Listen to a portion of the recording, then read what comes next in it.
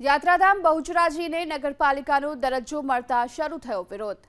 નગરપાલિકાની જાહેરાત થતાની સાથે જ નવા ચૂંટાયેલા સરપંચ અને સભ્યોની આખી બોડી નારાજ થઈ છે।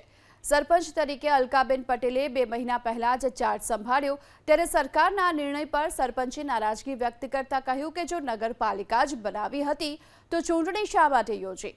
બીજી તરફ પૂર્વ સરપંચ દેવાંગભાઈ પંડ્યા અને શહેરના અન્ય લોકોએ આ નિર્ણયને વધાવી સરકારનો આભાર માન્યો। નગરપાલિકા જાહેર થતાની સાથે નવા ચૂંટાયેલ સરપંચ સહિતના સભ્યો આ નિર્ણયને નકારી રહ્યા છે। સાથે સોશિયલ મીડિયામાં સરકારના આ નિર્ણયનો વિરોધ કરી આવેદન આપવાની પણ ચર્ચા શરૂ થઈ છે।